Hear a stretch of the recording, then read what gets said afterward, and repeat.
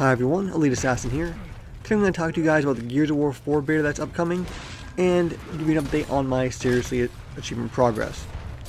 Now first we're going to talk about the Gears of War 4 beta, because I'm pretty sure that's what's more interesting to you guys. So Game Informer's been having some month-long exclusive access about Gears of War 4, and they've definitely given us some new information. Unfortunately, not much really on the multiplayer. The only thing we really found out is that the beta is going to last from the 18th of April to the 1st of May, if you played Ultimate Edition. If you haven't played online with Ultimate Edition, your beta will be from the 25th through May 1st. So let me recap that a little bit better here. An open beta will be from April 25th to May 1st.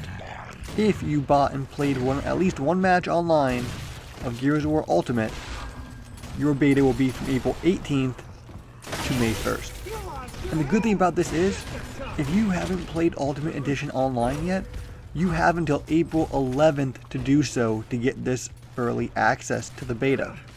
And I do like the fact they're giving people a week early access who actually played Ultimate Edition as kind of a reward and a thank you for supporting the game, which a lot of games these days you see exclusive betas, it's like 1 or 2 day things, which is really kind of shitty in my opinion.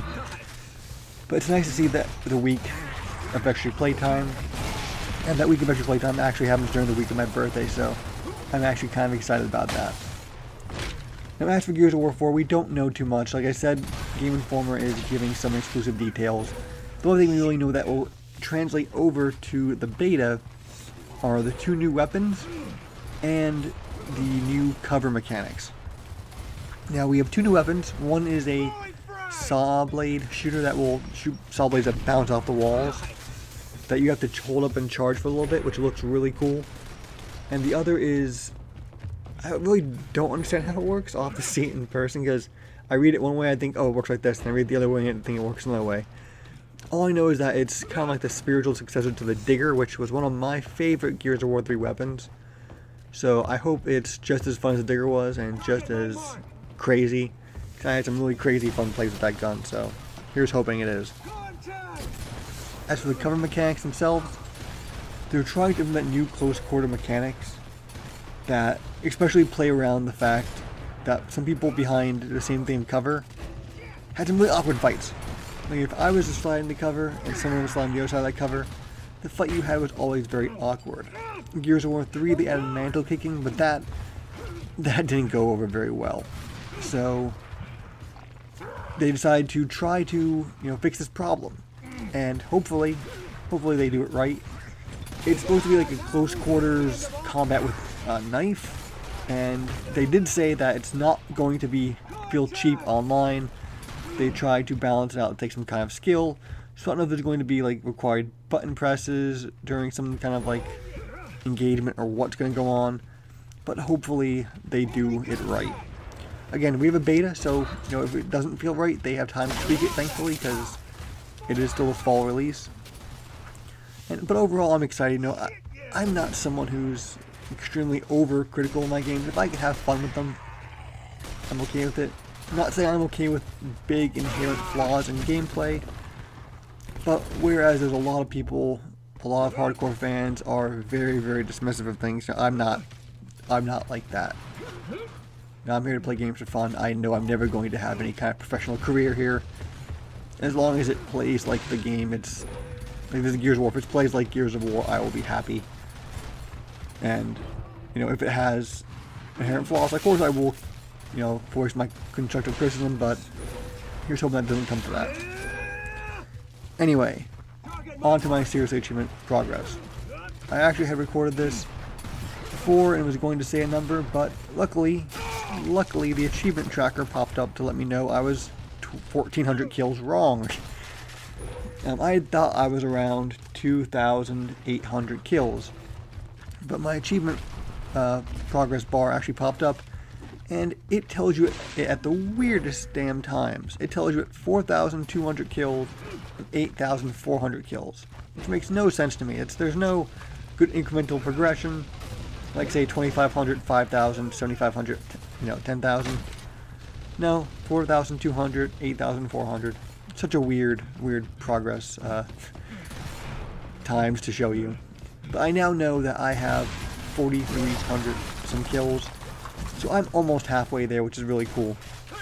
And it's definitely been helped by the fact that they opened up social to allow seriously kills, so you don't have to waste time in competitive anymore trying to find matches. Because last update I was saying that it was just getting awful. I was almost close to quitting trying to do this because of the amount of time wasted, because I don't have that much free time.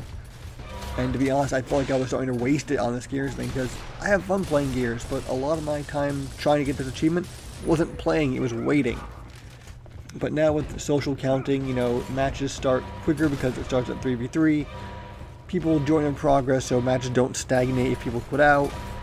And I can actually play King of the Hill now, which I actually prefer to Blitz, even though they're both fun.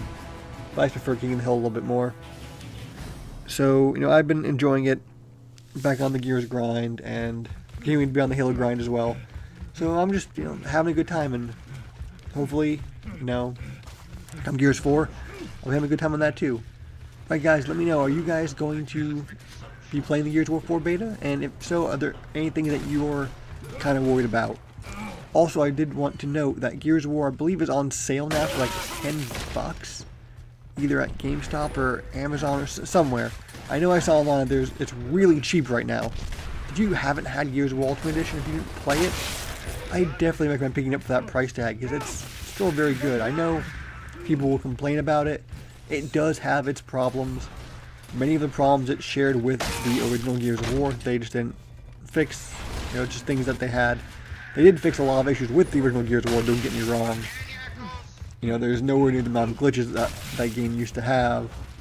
The only thing I'd say that's really a major flaw is the fact that the boom shot isn't that powerful, which it never was in the first Gears of War to begin with. It was always more of a direct hit weapon, and that the Gnasher is still inconsistent at times. But once you realize the center of screen firing mechanic, it gets a little better, but it's still a little bit iffy. Alright guys, that's all I have to say for today.